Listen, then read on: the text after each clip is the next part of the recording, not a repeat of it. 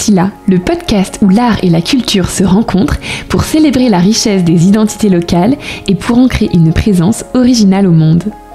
Aujourd'hui, je vous invite à pénétrer dans un monde qui exalte l'art de vivre japonais à travers la beauté du geste s'inscrivant dans la cérémonie traditionnelle du thé, grâce au film Dans un jardin qu'on dirait éternel, réalisé par Omoi Tatsui.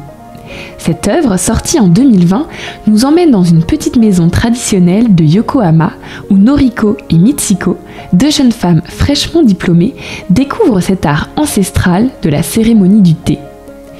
C'est une philosophie qui, bien au-delà des gestes, des règles et des rituels, nous invite à une réflexion profonde sur le temps, le sens de la vie et le rapport que nous entretenons avec le monde qui nous entoure.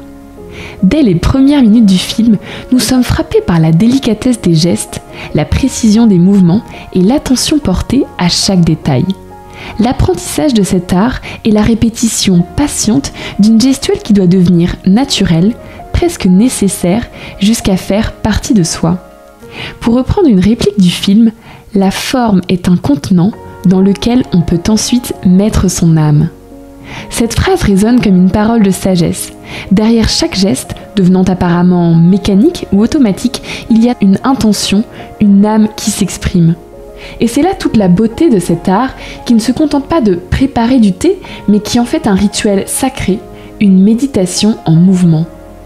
Cette répétition, parfois décourageante dans l'apprentissage de la cérémonie du thé, semble pourtant peu à peu s'apparenter pour la protagoniste à une certaine forme de bonheur. Noriko, au début réticente en effet, parfois dubitative, se laissera peu à peu embarquer par cette philosophie. « N'apprends pas, imprègne-toi », lui dit sa maîtresse de thé, Madame Takeda. Cette injonction illustre le cheminement intérieur que propose la cérémonie du thé. Il ne s'agit pas tant de maîtriser des techniques à reproduire parfaitement que de se laisser transformer par elles, d'accepter de ne pas tout comprendre et de faire confiance aux gestes, à ses mains, à son intuition. Le film est aussi une ode à la lenteur, au temps long.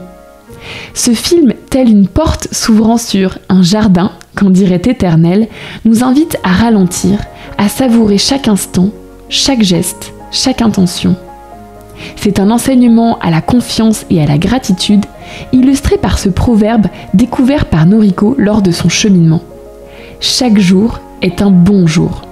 Chaque moment a sa valeur, sa beauté, son sens et mérite d'être vécu pleinement. Les sons jouent également un rôle crucial dans ce film.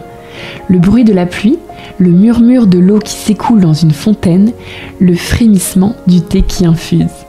Tous ces éléments sonores nous plongent dans une atmosphère où le temps semble suspendu.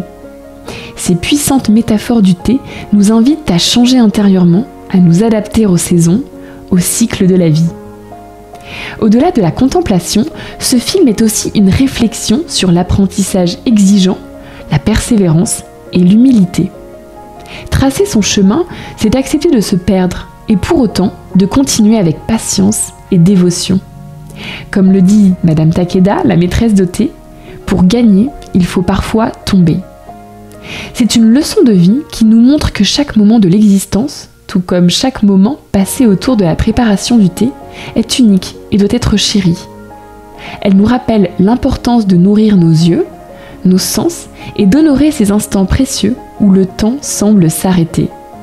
Ce film est alors un véritable voyage intérieur, une quête de soi, à travers un rituel qui, loin d'être figé, est en perpétuel mouvement.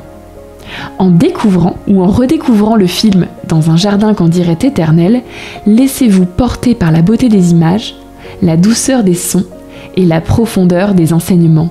Peut-être, comme Noriko, trouverez-vous dans cet art ancestral une nouvelle manière de voir le monde, de vous ancrer dans l'instant présent et de célébrer chaque jour comme un bon jour. Je remercie chaleureusement Jean-Marie Saint-Georges pour sa précieuse aide dans la documentation de cette chronique. C'était Arcila, un podcast où l'art se fait racine et nous invite à renouer avec les héritages et les traditions. À très bientôt pour une nouvelle exploration artistique.